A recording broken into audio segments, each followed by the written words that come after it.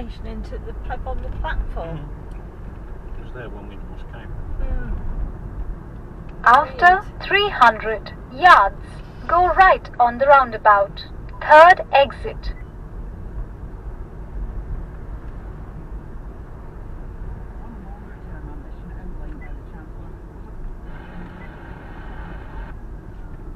Go right on the roundabout. Third exit. On to do this now. It's penciled in for 2024. Overall, this government has raised taxes more than they've cut them, prompting the Shadow Chancellor Rachel Reeves to argue that voters can no longer afford the Conservatives. Even with help announced today, a difficult period looms, with the UK's independent forecaster warning of the biggest fall in living standards since records began. A senior advisor to President Putin, who gave him his first job at the Kremlin, has left his post. A source close to Anatoly Chubais says he's no longer in Russia and that he had given the war in Ukraine as the reason for his Oh, I wonder where that He ambulance has got to go. urged French companies to get out of Russia. In his latest video address to world politicians, he told the French parliament that the carmaker Renault, supermarket chain Auchan, and the DIY retailer Leroy Merlin were guilty of sponsoring the Russian war machine and financing murder. The head of NATO says it will approve significant increases tomorrow in the forces deployed to Eastern Europe following Russia's invasion of Ukraine. Jens Stoltenberg also warned Moscow it could never win a nuclear war and said one was never be fought. Our diplomatic correspondent James Landale has this report. Jens Stoltenberg said NATO leaders would agree to strengthen the alliance's posture in all domains along its eastern flank. That would include 4 more NATO battle groups in Bulgaria, Hungary, Romania and Slovakia, doubling their number in the region. NATO leaders, he said, would also agree more support for Ukraine, including greater protection against cyber attacks and the use of chemical, biological and nuclear weapons. He said the alliance remained concerned that China could provide Russia with material support for its invasion and would call on Beijing to refrain from backing Moscow's war effort. A jury has had further details of the moments before the Essex MP Sir David Amess was fatally stabbed at his constituency surgery last October. Members of Sir David's staff have been giving their accounts of what happened at the trial of Ali Harbi Ali, who was 26 and from North London. He denies murder and preparing acts of terrorism. From the Old Bailey, Helena Wilkinson reports. Jurors were played a police interview with Rebecca Hayton on the day of the attack. She told officers the defendant initially spoke to Sir David about politics before mentioning the Iraq War. The court heard as Mr. Ali's phone rang. He stood up, said sorry, and then pulled out a large lime green knife. Rebecca Hayton said Mr. Ali then leant over the desk and stabbed the MP. She recalled Sir David screaming loudly and the panic that followed. Jurors also heard from the MP's constituency assistant, Julie After Cushing. 500 yards, go left on the roundabout. First exit. Satisfaction would stay with her for the rest of her life. Boris Johnson has said he believes P&O Ferries broke the law when it sacked 800 Go staff left without on the notice roundabout. last week. First The exit. minister confirmed that the government would be taking legal action over the remittances. The company insists it was within its rights as its vessels are registered outside the UK. Thank you, Neil. Sunak's spring statement, a mini-budget, the Chancellor's chance to deal with the shock to living standards hitting us around now. That shock, and you've heard it already, the biggest one-year cut to living standards, according to the experts, since we started counting properly in the mid-50s. It is massive. And these are scary times, to be honest, and that is before, by the way, we talk about nuclear war in a few minutes' time. The Office for Budget Responsibility Oh, that is building currently we working just on passed the was assumption absolutely that the energy derelict. It price had loads cap of land with that as will well. rise by, get this, £850 in October, next time it is uprated, i.e. the average bill then would be around £2,800 a year. Now that's just a working assumption at the moment, it may not be that. For most of us, the weather today has felt like spring, thankfully, but what kind of statement was it from the Chancellor? And in one sense it was bizarre, and we're going to come to the strange, unexpected twist at the end of the statement shortly. But mostly it was really about the bad economic and geopolitical background. there is unusually high uncertainty around the outlook. It is too early to know the full impact of the Ukraine war on the UK economy, but their initial view, combined with high global inflation and continuing supply chain pressures, means the OBR now forecasts growth this year of 3.8%. 3.8, that's down from 6 that they'd been expecting, 6% growth back last year. Rishi Sunak has had 2 super turbulent years in economic policy making, and they're not over yet, but through it all there has been some good news, because revenues, in fact tax revenues, have been pouring into the exchequer faster than expected. So yes, it's very difficult this year, a lot of debt interest to pay in the coming year, so no room for complacency. But thanks to those buoyant revenues, there is no crisis in the public finances. It's actually not looking too bad altogether. So the big question today is, would Rishi Sunak allow himself to dip into the coffers at this difficult time to help out households? Up to a point was the answer. This was one measure. Today, I can announce, for only the second time in 20 years, fuel duty will be cut. Not by 1, not even by 2, but by 5 pence per litre. Yeah, and that applies in 51 minutes time, so if you're just filling up now, maybe stop and wait a little bit. This though was the big one. Our current plan is to increase the NICS threshold this year by £300. But I'm not going to do that, Mr. Speaker. I'm going to increase it by the full £3,000. So you won't be paying NICS, national insurance contributions, on as much of your income. They'll be starting £3,000 higher than you would have thought. Now, listen to this bit. This is the bit about extra help for those not at work and living on benefits. We should have got some tumbleweed there. And then listen to this bit, the bit about public spending. Government departments, they're facing inflation too. They are poorer than they thought. They'll have staff wanting pay rises, inflation driven, that hadn't been anticipated. And of course, all the costs of government departments are rising as well. This is what the Chancellor chose to say about that.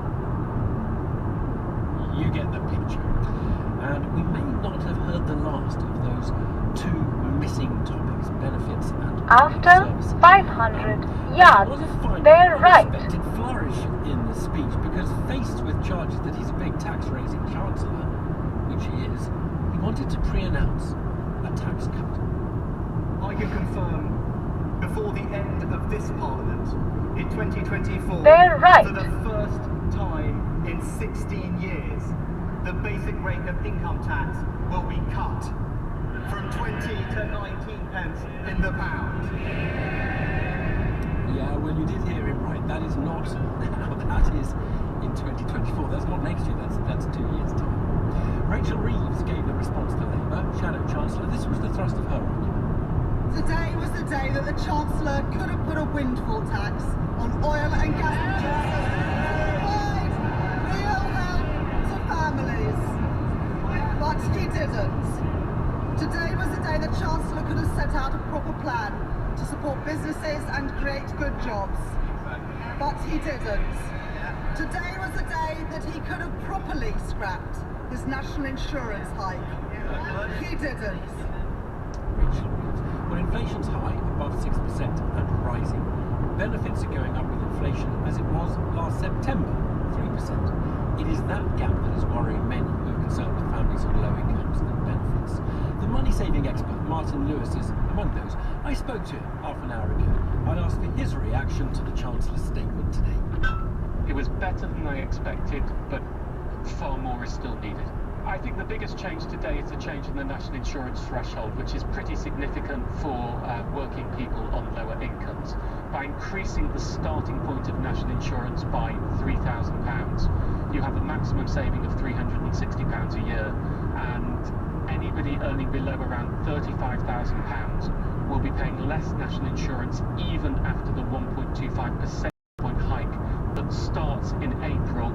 They predicted the other day that they would increase that threshold, but I thought it'd go up by about £1,000. I wasn't expecting £3,000. Okay, the other part of what you said is needs more. Now, where was the gap, if you like? Energy bills. Currently, you're paying around £1,270. On the 1st of April, it's £1,970. Next October, it's likely to be at least £2,500. If you add in the national insurance, you add in the £150 council tax rebate for bands A to D that is coming in April, and you add in the Chancellor's loan, not loan scheme, which is not very popular, which is going to happen in October. Even if someone was eligible to all of that, the maximum, they're still only getting halfway to just covering the increase in energy costs. Never mind food, fuel, council tax, water bills and everything else. And perhaps the most obvious way of helping people who will be struggling most would just be to put more money into universal credit to raise the rates there. Yeah, absolutely, and it is worth noting, of course, that by increasing the national insurance threshold, which increases people's net disposable income, because of the way universal credit works, and anyone on universal credit will only get half the gain of the national insurance rise. Now, I should state I am double checking that, we're only just after the budget, but I think that is what is likely to happen. They have put £500 million into to give to local councils for emergency funding for food and fuel for people who are absolutely desperate. You know, free house, fully licensed, and freezing help. But we have there was a castle up there as well, a house that looked like a castle. Difficult choices, you know, whether they feed themselves or their family, and that isn't exactly an exaggeration. I've had lots of people get in touch with me in those situations. But then as you go higher up the income level to lower and middle earners, they are still making substantial life choices. You're thinking people, not just those who are living on benefits or on low pay, but the population far more widely. Middle income people will really feel this. Well, let's go really blunt. If we take energy and other bills, you're probably talking rates, a new bill, if you add up the increases, of £2,000 a year. Well, to be able to service an extra £2,000 a year, you have to have a pretty significant income. You know, if you're earning £20,000 before tax, and you've got a couple of kids and a partner, and that you've got one income in that household, and you're having to pay your rent and all your other bills, finding £2,000 a year is not easy, even though you're working. You know, this is not people at the very bottom level only who are going to suffer from this. Are you expecting, come October, if some of the grimmest prognostications of where energy prices might be by then come to pass, are you thinking he is going to have to come back and do more? Yes, and it needs to be in advance of October. And the reason I say that is, I mean, know in a couple of months' time pretty much where we're going in October because of the way the algorithm for the price cap works. And the anxiety levels and the mental health impact of the panic that's going on in the cost of living at the moment is also paramount, which is why we really needed forward guidance. And I would love to have heard him today say, if it goes as bad as some are predicting in October, we will do more. I think we'll need to hear before October, to be honest with you, Evan. If October goes as it's currently looking like it's going to go on energy, this is not enough, and people are going to be desperately struggling. We are at the edge of a personal finance precipice, and the Chancellor is the only person with the tools that can pull it back. Martin Lewis there, and inflation is expected to peak this year at 8.7%. Already we haven't had inflation like that for decades. Just after 5:15 now, we're going to have a quick recap of the headlines. Neil. The Chancellor has cut fuel duty and raised the national insurance threshold in a bid to address what experts believe will be the biggest drop in UK living standards since the 1950s. Labour says the government has made the wrong choices and has the wrong priorities. A senior advisor to President Putin has left his post. A source close to Anatoly Chubais says he cited the war in Ukraine as the reason. And the head of NATO says significant increase in deployments to Eastern Europe will be approved tomorrow. Thanks, Neil. After any statement like the Chancellor's today, at a difficult time, we will expect everybody to say, "You haven't done enough, Chancellor." But today there is a lot of concern about low-income families and how they'll be able to deal with the energy price rises coming soon. And for those who rely on benefits, there was really nothing in the statement. Richard is a wheelchair user with cerebral palsy whose wages are supplemented with personal independent payments. There is increased anxiety within the disabled community. I'm no different to that. It's worrying about how you're going to make ends meet, how are you going to pay for utilities, how it will affect your ability to pay for any care that you might have. Will you have to reduce the amount of care that you receive because you might need the money for food or for utilities? I think it's pretty common for disabled people to be a last thought. I don't think they have actually sat down and thought about how it impacts people within the disabled community. And I would say that the Chancellor's definition of generous and compassionate is quite different to my own. Richard Luke there. We can talk to Helen Whately MP, who is in the government's Treasury Ministerial team. She joins us now. Thank you for joining us on PM. First of all, people on benefits. Did I miss it? Was there something there for them today? Well, good afternoon. Very good to be speaking to you this afternoon. And you know, we know very well that there are people with situations like Richard, who was just speaking there, really facing challenges with the cost of living at the moment, with energy costs going up, with food costs going up. That's why we have taken steps to help people, and you know, more was announced in the statement on today. benefits, or were people on benefits specifically? Did I miss anything? Because it didn't seem like they're getting anything more than the 3% up rating based on inflation as it is back in September of the year before. Let me say a couple of things. First of all, today the Chancellor announced the fuel duty cut immediately coming in this evening at 5p off a litre of fuel. And that Is this will a help different everybody, man behind us on the same van? Yeah, he stopped to look at his don't trailer. necessarily drive, because there are clearly businesses that are paying those costs, so that will actually be wider than just those people who drive, although clearly they're very important to Inflation many is expected to be 8.7%. Benefits will go up by closer to 3%. So what was your second point as to? Well, so let me continue. The second thing that was very specifically announced today by the Chancellor was a doubling of the household support fund. So that's money that's distributed by local authorities to people who most need help, and that's being doubled from £500 million to £1 billion. So that's important. Seen that for a long time. Are really struggling with bills. I'll also say, just give me a moment though, it was only back in February that we announced a £9 billion package to help people with energy costs, recognising that the price cap is going up in April, and that's worth £350 to most households. So that's an important thing that we're stepping in to So that was the package that was announced already. Look, let's be honest, if any... Yours, Buckley. Hi Sean, thank you. Good evening. With this queuing in Carmarthenshire on the westbound side of the M4, really slow up towards the Pont Abram roundabout at junction 49. And better news in the county though, West Oxford, actually that previous bump by the Sandpiper roundabout on Sandy Road is cleared nicely out of the way. Seeing queues out of Newport, the A4042 struggling just around the Grove Park roundabout. Back on the M4, slow west past the Cauldre, heading through towards the Brimglass tunnels. A55 then struggling. There's some roadworks away from Newlow 34 past Dobbs Hill 35 at lane out, and we're seeing queues, and there's problems over the border for the M56. Now the westbound side completely blocked, Runcorn towards the Chester services. That's 12 to 14. There's been a multi-vehicle bump there. A lane shut eastbound. I understand the air ambulance is currently in attendance, so big queues either side. I'll bring you more in 20 minutes. Sunday morning with Scott. It is funny, we should just say you are looking forward to 2024, promising a tax cut in 2024. You have the confidence to do that, but you can't tell us what you'll do in October 2022. Well, it's a very specific thing, which what will happen with the price cap, with a very specific calculation that Ofgem does in order to set that.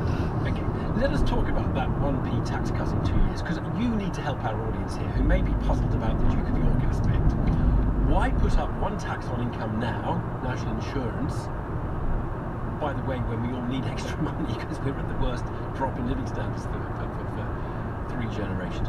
Why put up one tax now to cut another tax on income by 1% in 2 years' time? What is going on there?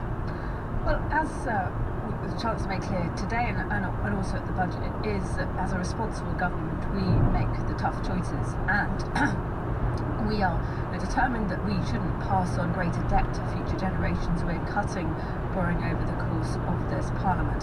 However, we know that the NHS is people's number one priority. It's our priority as a government. We also committed to reform social care, which costs money and many governments have shirked over